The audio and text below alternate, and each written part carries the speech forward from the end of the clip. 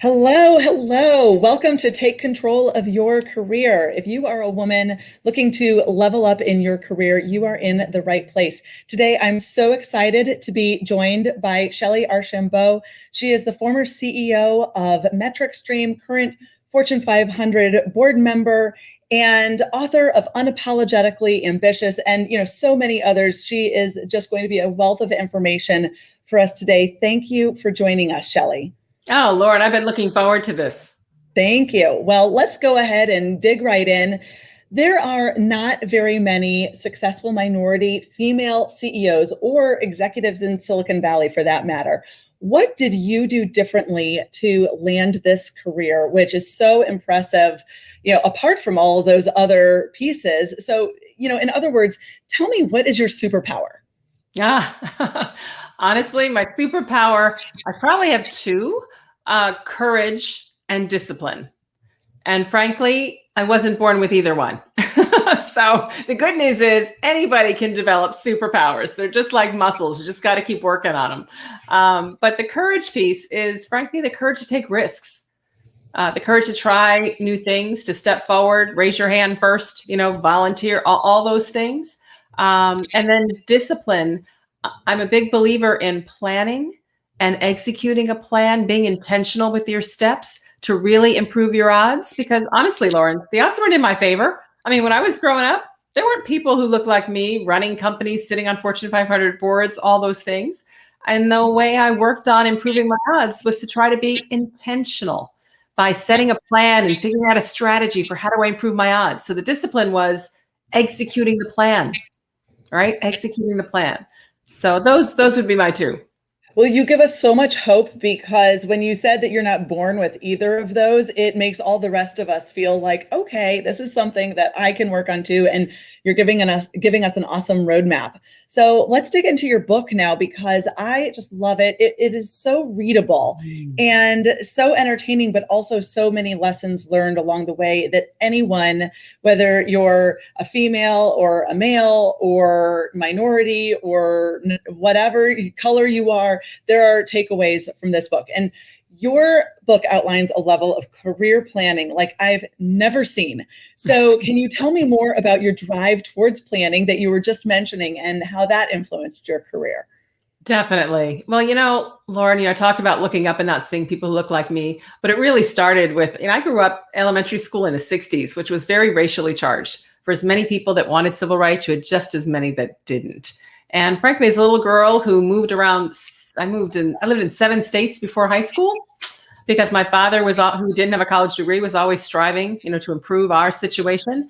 Well, all of that put me in a lot of situations where people made it clear that they didn't think much of me and didn't really care if I was there around. So I knew the odds weren't in my favor. And therefore, this whole planning notion of trying to be strategic, figure out, okay, what do I need to do to make things happen for me, was really how I approached it. So when you look at, all right, how did I actually get a career like this? I just set goals, and I was lucky. In high school, a guidance counselor said, well, what do you want to do when you graduate from college? And I said, I don't know. And she goes, well, what do you like to do? I said, oh, clubs, right? American Field Service, National Honor Society, French Club. I'm in everything. And I'd love running them.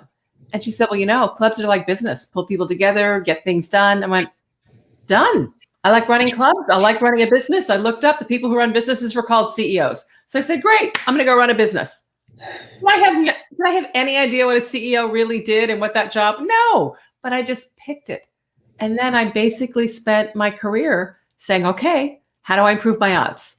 And the way I plan, it's really 3 simple questions. What is it I want, right? To either achieve, to impact, or to create. Then what has to be true for me to do it? Which means you have to do the research. I want to be CEO. Well, who are the CEOs? What were their education backgrounds? What jobs did they have, right? What was their family life like? All those things. And then I said, all right, how do I make that true? And that became my plan. So literally, simple steps. What do I want? What has to be true to get it? And how do I make it true? And then go execute with discipline.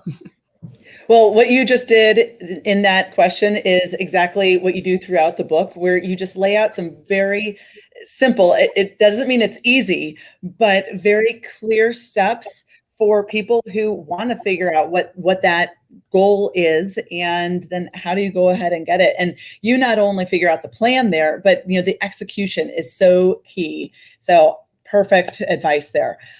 Okay, so you picked out that you wanted to be a CEO, and focusing on that that research piece, that's a big part of your plan. So how did you pick your career roles? You landed amazing jobs one after the other. So obviously I'm assuming that's intentional, but tell me if there was some luck involved with that too.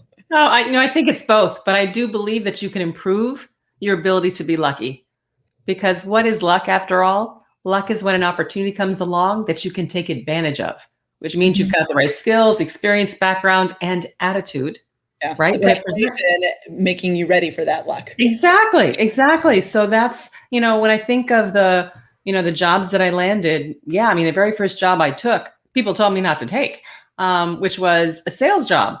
I was coming out of Wharton, Lauren, and everybody out of Wharton is like going to be investment bankers, international financial analysts, P&G, product managers. Pardon me, allergies. And I'm like, I'm going to go sell computers. What? Right? Why would I waste my degree? Exactly. Why would I waste my degree? But frankly, I'd done the work. And every single CEO at IBM, which is the company I was joining, had started out in sales. So I figured, okay, that has to be the path to power. And that's why I picked sales, not because I was in love with sales. And I'll tell you, I learned more in that role that I leveraged throughout my career than probably any other job I had. So it was a great starting point. And then after that, each job was like, okay, I know I need a first-line manager job. I know I need a P&L role. So did I have the exact title all the time? Not necessarily, but I had here the attributes and the skills that I needed to get to be able to rise up. Great. And, a really wonderful point on the sales role as well, just as a starting point. It is a skill that you will be able to take to so many different parts of your career, even if you're not selling things at various points. You're persuading people, you're collaborating, you're understanding the market. So many critical skills that you build from that sales role. So it's a great point to remember about just all the different roles that you need to understand going into a successful career. I agree. I tell people to this day that everybody should do a stint in sales because you learn that a no is not a no. You learn how to negotiate. You learn how to create win-win, scenarios. You learn how to communicate effectively. You learn there's so much that you learn. You understand the needs of the customer. Exactly. Yeah, absolutely. Okay, so walk us a little bit deeper into your career, because we talked about how your initial goal was to become the CEO of IBM.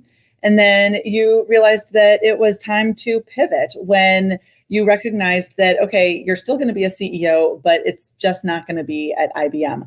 So I talk to a lot of women that are at this point where they're committed to a particular company, but they're feeling disenchanted in some form or another. So how do you know when it's time to change companies? And what advice do you have for people at this decision point? It's a great question. So, I was basically raised in IBM, right? I started IBM after school. I've been with IBM now 14 years, and I'd done well, risen through the ranks. I was now running a multi-billion-dollar division in Asia Pacific. My boss worked for Lou Gerstner, the CEO. There was no one above me that looked like me. So I'd done well. So you can sit there and say, God, Shellye, why would you ever leave, right?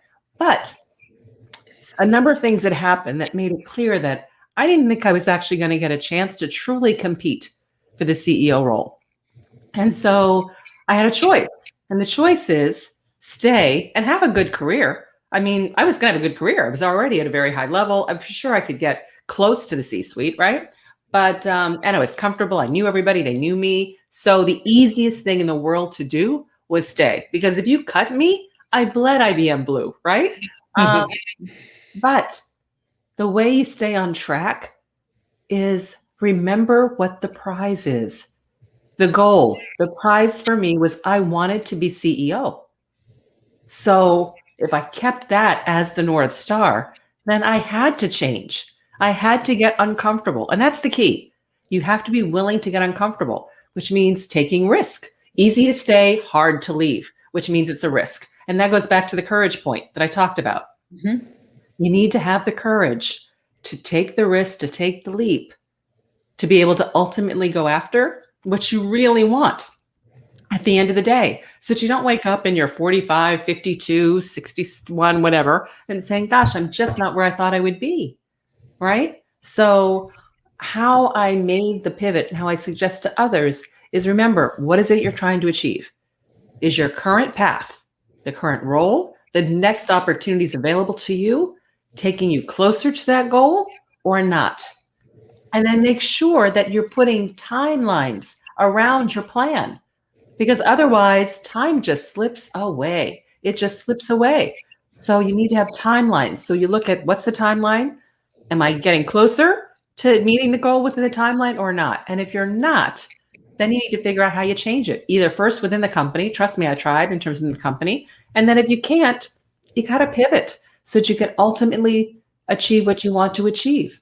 And I will tell you, very few people that actually make that change regret it. Yeah, a lot of times people will say that they don't regret the things they did. They regret the things they didn't do. Exactly right. Yeah, and that goes for business and in life. Mm-hmm. Yeah. The other thing that comes to my mind when you're telling that story is just how for you have a I would say maybe relatively unique situation where you knew from a very early age exactly what you wanted to do, and that stayed consistent throughout your career.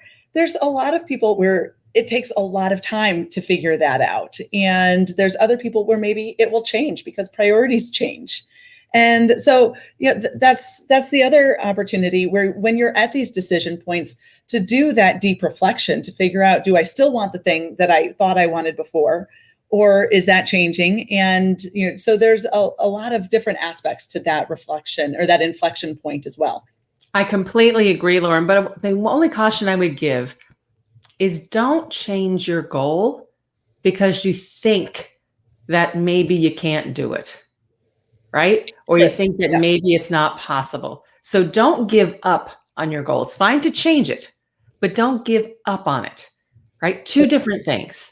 I really encourage you. It's interesting, but we all there's a big difference between those two things. There is. And I think sometimes people confuse the two, right? But you'd be amazed what you can do when you put your mind to it. Most things you figure out, right? At the end of the day. So don't give up, but it's okay to change. Absolutely. Yeah. Great point there. So what's been your biggest failure? Because you've had so many successes, but I think it's important for people to understand that we all have experienced failure. So what was that and how did you overcome it? Oh my gosh. I'm going to talk about two, one early career and one later. Is that okay, Lauren? Because I know we have a wide variety of audience here. So the early one was honestly, probably 4 or 5 years into my career. And I was now a senior salesperson. I had a broad set of accounts, team, the whole bit. And we had sold a big deal to Rite Aid drugstore. We were going to replace the entire point of sale systems in all their stores and all the systems needed for that. I mean, this was like over 5 years. This was like an $80 million. I mean, this is huge. It was going to make my number, my boss's number, his boss's number. Executives had flown in to meet with the CEO. I mean, this was happening. It'd been working on it for 2 years. Great.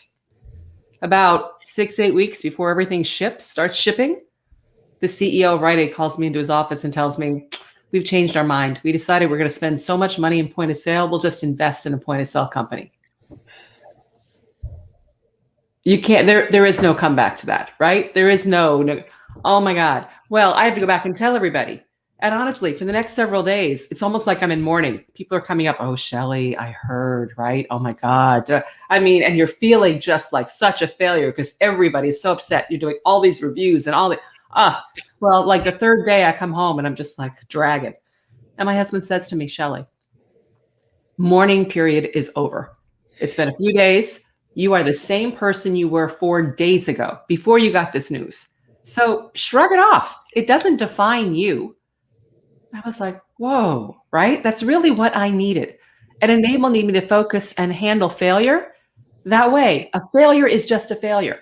You only become a failure if you don't learn from it and move on. Or if you let it define you. Exactly. Exactly. So that approach absolutely helped me in terms of going through. The next big one was actually when I left IBM. So here I am. Woo, I'm taking the leap. I'm going to jump. I become the first president of Blockbuster.com. So Blockbuster at the time, late 90s, is behemoth. And they're building a .com and and it's up from scratch. And so great, here's an opportunity to build something new within a division, cool area, blah, blah, blah. 6 months, everything's going well. And then I meet Reed Hastings from Netflix. We get together. He comes out to Blockbuster, says, hey, let's take Blockbuster.com, the brand, because I'm trying to build technology. Netflix, the technology, because they're trying to build a brand. Put them together and go conquer the world. My boss says, CEO says, nah, if that turns into something, we'll just buy it. We don't need them. It's like, oh no, I made such a bad mistake, right? Well, now at this point, I moved my family. We were living in Asia. I moved to Dallas for this job. And you know what? There's no other tech jobs in Dallas. I've got to get to Silicon Valley, but we just moved. So I ended up moving and leaving my family behind. So my daughter could have consistency within high school. I commuted for 3 years from Dallas to Silicon Valley. So I paid the price for that one. Definitely paid the price. But the key is, at the end of the day, it all worked, right? You learn from that. You learn more questions. You figure out more diligence, right? And you move forward. Yeah. What was your big learning from when you say you learned and you do more diligence? What was your big learning there? Yeah, 2 things. I don't know. I mean, I say I don't know. There's no way I could have known that was going to happen, but I could have thought about going to Dallas as a tech exec, because back in the late 90s, Dallas was not like a tech hub. So that if something happened, I'm like kind of out of luck. There isn't a big market for jobs. So that piece I should have thought through more. And that's really smart to think about the ripple effects of your decisions, that it's not just the one business decision, but what are the other things that you need to be thinking about? Yeah, because I've got a family, I've got kids, and every time we move, it's hard, but you want to set down roots. And so I need to be thinking through, okay, what happens? And then what would this mean? And are we good for a little while? So. Yeah, great point. Okay. Let's shift gears a little bit here. I want to talk with you about the importance of sponsors and mentors, because we talk about that on the show on a regular basis. And I know that you've had some important mentors and sponsors in your career. So what advice do you have for those seeking sponsors and mentors? And tell us about the role that they've played for you. If you don't mind, Lauren, let me just tell a quick story that really shaped my entire approach to mentorship. And that is IBM. I'm 7 years in, and IBM decides they want high potential people to have mentors. And they asked us, who do we want our mentors to be? So I picked a gentleman by the name of Roland Harris. I knew him. He was a couple levels above me. I thought he liked me. Well, several days later, I got a call from Roland. Shellye, hey, Roland, Shellye, you put my name down to be your mentor. Well, yeah, Roland, I thought you liked me. He says, Shellye, you've got me. Go get somebody else. And I was like, what? So what I learned in that was, 1, this whole mentor-mentee thing, it doesn't have to be formal. And 2, I can have as many as I want. Roland told me to go get somebody else. So for the rest of my career. How amazing of him. What an incredible mentor and sponsor for you to give you that advice and not just take the easy way out. Exactly. And so honestly, I've been adopting mentors all over the place. I've had a ton of mentors over my career, because, people think of mentors to just help you figure out what you do next. No, my most valuable mentors have been mentors that help me do the job I've got, because until you nail the job you've got, you don't get the next one. And the good news is, no matter what job you have, odds are 99% that somebody else has done that job someplace in your company, in another company, in another industry. So go find them, learn from them, and start on first base instead of home plate. So mentors have played a big role in my success, and so have sponsors. And the biggest difference I see between the two is a mentor is reactive. A mentor is somebody I go to. A sponsor is proactive. It's somebody that's pulling you through, talking about you when you're not in the room, opening doors, making introductions, right? proactive. A mentor can become a sponsor for sure. Yeah, well, one of my favorite stories in your book is how, as an intern at IBM, you go knocking on doors and picking up the phone and asking VPs and anyone who will take a meeting with you for career advice. And this just shows not only the level of planning but going back to what you were saying earlier, the courage that you had to pick up the phone and make those asks. And the reality is, if you don't ask, you're not going to get. So help us understand how people can find mentors and sponsors, and especially what guidance do you have for people who are wanting to build these types of relationships as they navigate large and complex and politically motivated kind of structures? So first of all, almost anybody can be a good mentor on some topic. Don't think of a mentor as the be all end all. That's the whole beauty about being able to have a whole lot. You can find mentors that help you with, how you build executive presence. You can mentors that help you with how to improve management. You can have don't think you have to find one person that's like perfect. No, find people of something you can learn from. They can totally be a mentor. So how do you get them? Well, first of all, I tell you how to do this step by step within the book, because I'm a big believer. Don't ask people to be your mentor. Too often they'll say no, and not because they don't care about you or know you, but they're busy. That's why you've asked them. And they don't even know if you're going to be a good mentee, because frankly, most people are not good mentees. Talk about that in the book too. All right. So here's what you do. Just start treating people like mentors. Just ask them. Now, if I were to meet Lauren, right? I met you, Lauren. I wouldn't go up and say, Lauren, for the first time, as we're walking down the hall, well, what do you think I should do with my career? I mean, oh my God, right? She can't possibly give me any perspective on that. It would take too much time to understand where I am and what's going. No. How do you start? You start with, oh, Lauren, I've seen you speak and you do such a great job. I have a speech coming up in a month. Do you have 1 or 2 tips for me? All right, that's easy. She didn't think about it. She doesn't even have to break stride, right? If you're walking, to give you that answer. Oh, look people in the eye, add some humor, blah, blah, blah, right? Great. Here's the key. Take the advice. All right, take the advice and then report back. Send her a quick note. Hey, Lauren, you may not remember, but you gave me some fabulous advice about speaking, blah, blah, blah. I just did the best speech I've done in my career so far. Thank you so much for that. It was so helpful. Now, why do you do that? One, she may not even remember the conversation. But now when you thank her and you praise her and you tell her how she's impacted you, she's going to say, oh, yeah, Shellye Archambeau. Okay. And guess what? You're going to make her feel good. People don't remember what you say. They don't remember what you do. They remember how you make them feel. That's why you get back to them and let them know. Now she's got this little warm spot for you. Guess what? You can probably ask another question. And the key is you rinse and repeat. But over time, you can get a little bit more broad, a little bit more complex. Next thing you know, she'll be willing to have coffee with you, right? Or lunch, because she's feeling good that she's being able to impact you, especially if you're good at what you do. So that's the key. You've got to execute, do your job, do well, make her proud. And then she might even claim you. Oh yeah, Shellye? Oh, I give her advice from time to time, Well, and they feel in that situation, the example you give is she feels some ownership on your success already, just with those little tidbits. And so when the big ask comes along, I would say, you know what, I want to go for this role. Would you be willing to support me with that? Right. Then she feels like, oh, well, like your other gentleman, I'm already in your camp.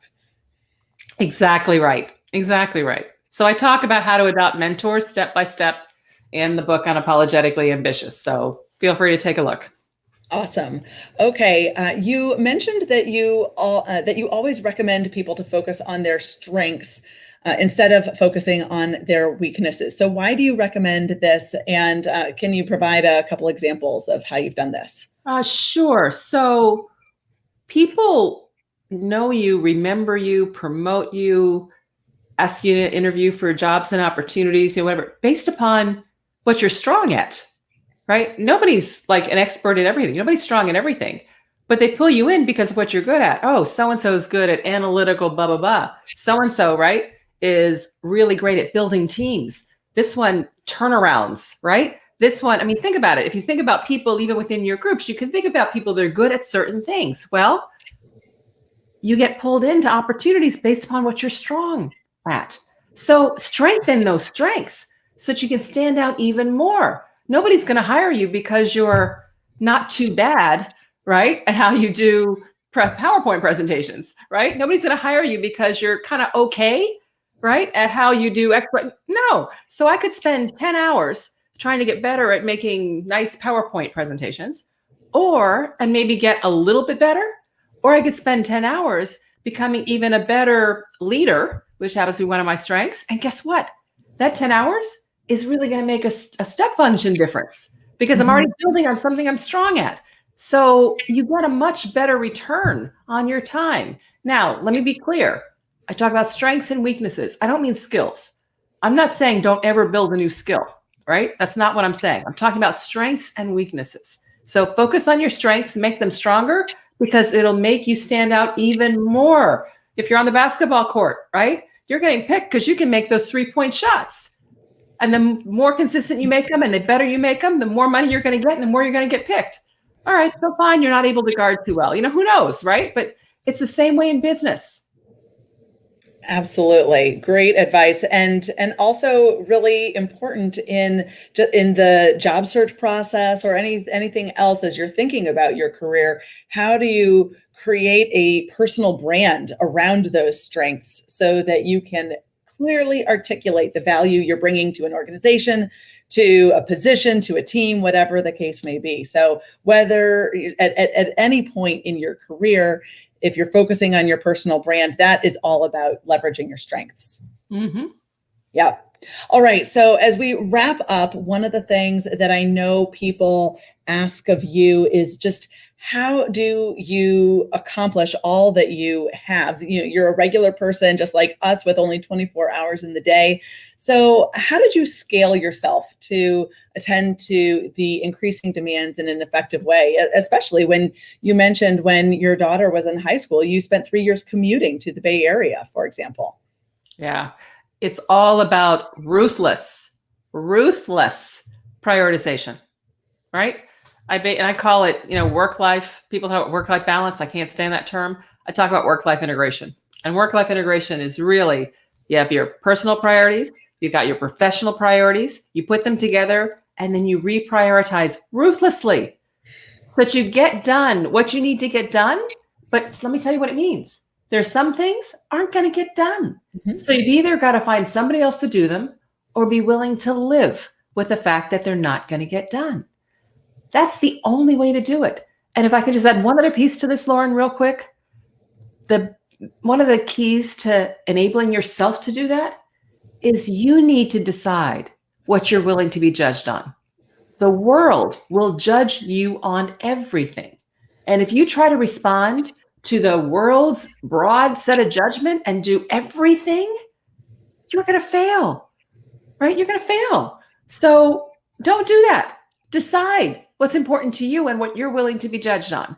And the other things, let them go. Let them go. I mean, because you can't do it all. Nobody does. You have to get help. Remember, get somebody else to do it. Or decide that you're willing to live with it, which means I'm not willing to be judged on it because I'm not going to do it. I can't agree with you more. And you have a great story in the book about your daughter's hair for her. Oh, yeah. You want me to tell it? Sure. Sure. So this is just a great example of what I mean about picking what you're going to be judged on. My daughter was born with thick curly hair, and to make it look neat and nice, you had to brush, comb, of course, but then you had to braid it. Well, my husband, former athlete, big hands, had he ever braided little girls' hair? No. Did he need to learn? You bet, because I wasn't going to do it all the time, right? Remember that prioritization thing? So he has to learn. Well, guess what? It takes him a couple months to learn, right? I mean, braiding is not like this natural thing for him. So for a couple months, my little 4-year-old going to preschool, she left the house looking pretty jacked up, braids askew, crooked parts, things unraveling, right? Kind of funk. I mean, so I'm sure people looked at her as she walked in thinking, where is her mother? How could they let her out of the house looking like that? But you know what? I didn't care. And she didn't care. She's 4. Okay. So one day it's picture day. And by the way, he got good at it. After a couple months, he got really good. But one day it's picture day and it was his day to do the hair. And it was during this period of time. Did I say, oh no, let me do it for pictures? No, his turn. So he did her hair and he braided it and he was trying to pin it. So you two braids, right? Pinned across a nice little crown. Looked really cute when she left the house. Well, by the time picture time came, it wasn't quite pinned right. So one braid had come down and it was unraveling. One is pinned up and there she is. She doesn't care. She doesn't care. She's smiling for the camera, my picture. Yep. Well, that picture is on our wall to this day because it is the example of what our family values were. Our family values. Did it impact her? No. She's married, healthy. You know her. She's married, healthy, successful, confident, has 3 kids. She's doing great. Had no impact on her. So here's the key. Decide your own priorities. Decide what you're willing to be judged on. Let go of the rest. It doesn't matter. Well, and the other great lesson out of that can be applied from a leadership perspective, that if you are always doing things for the people on your team because you don't trust that they can do it well enough, then the flip side is that they're never going to get good at it. And it's always going to be on your plate. Exactly. So just so many amazing lessons through this conversation. I know we could talk for another half hour, but we're going to call it quits. Shellye, tell us where people can find Unapologetically Ambitious.